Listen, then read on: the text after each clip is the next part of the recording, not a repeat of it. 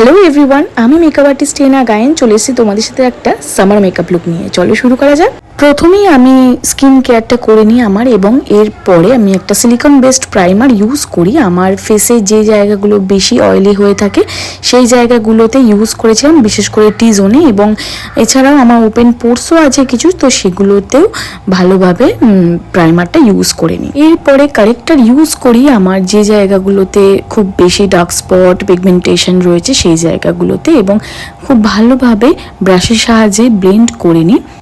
যেহেতু summer based makeup, কারেক্টিংটাও একদম লাইটভাবে করেছিলাম, এবং ফাউন্ডেশনটাও আমি খুব লাইটলি ইউজ করি। এখানে আমি প্যাকের নতুন লঞ্চ করা স্পটলাইট ফাউন্ডেশনটা ইউজ করেছিলাম। বিউটি ব্লেন্ডার দিয়ে আমরা যখনই ব্লেন্ড করি তখন একটা সাটেল ফিনিশিং আসে, যেটা কিনা একদম ন্যাচারাল ফিনিশিং দেয়। তো সেই জন্যই আমি বিউটি ব্লেন্ডার ইউজ করি, এবং এরপরে আমি ইউজ করি একটা কনসিলার, হাইলাইটিং কনসিলার। আমার সমস্ত হাইলাইটিং জোনে এই কনসিলারটা ইউজ করি, আর এটাও খুব ভালোভাবে ব্লেন্ড করে নিয়েছিলাম বিউটি ব্লেন্ডার দিয়ে।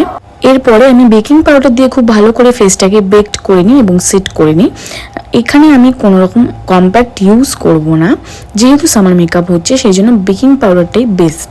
ফেসটা ভালো করে বেকড করার পর ভালো করে ব্রাশ দিয়ে এটাকে সেট করে নিতে হবে, কেন কি এক্সট্রা যেন এক্সেস প্রোডাক্ট না থাকে ফেসে। আইশ্যাডোর জন্য আমি চুজ করে নিয়েছিলাম মার্সের এই কলকাতা প্যালেটটা। এই প্যালেটটা আমার মোস্ট অফ দ্য টাইম আমি এটা দিয়েই এখন আমার সমস্ত আই মেকআপ করি নিজের জন্য, কারণ কি এটা খুবই ট্রাভেল ফ্রেন্ডলি এবং খুবই ভালো পিগমেন্টেশন। এটা দিয়ে আই মেকআপ, ব্লাশ, এছাড়াও কন্ট্রোর, হাইলাইটিং সমস্ত কিছু হয়ে যায়। এখানে আমি একটা ব্রাউন কালারের আইশ্যাডো ক্রিয়েট করেছিলাম, এবং ব্রাউন স্মোকি, যেটা কিনা আমি সবসময় মোটামুটি করে থাকি, এবং এটাতে আমার মনে হয় যে একটা খুব ন্যাচারাল ফিনিশিং আছে, ন্যাচারাল লুক আসে।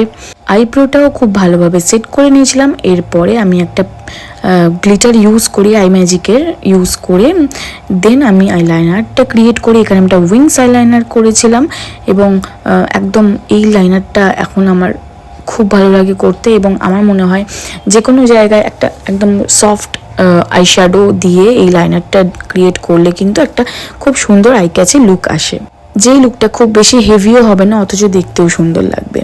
তো এরপরে আমি ইউজ করি কন্ট্রোরিংয়ের জন্য আমি একদম মিডিয়াম একটা কন্ট্রোরিং ওয়ার্ম শেড ইউজ করি। আর এরপরে মনের মতো করে ব্লাশারটা ইউজ করে নিয়েছিলাম, আর তারপরে হাইলাইটার ইউজ করি।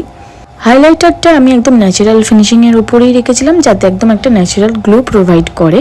লিকুইড লিপস্টিক ইউজ করার আগে অবশ্যই কিন্তু ভালো করে লিপ বাম ইউজ করা উচিত। তাই লিপ বামটা ইউজ করার পর তারপরে সুইস বিউটির এই কি বলবো, একটা বম্ব প্রোডাক্ট যাকে বলে, বম্ব লিপ লাইনারগুলো আমি ইউজ করি। এরপর আমি রিকোডের একটা লিকুইড লিপস্টিক ইউজ করি।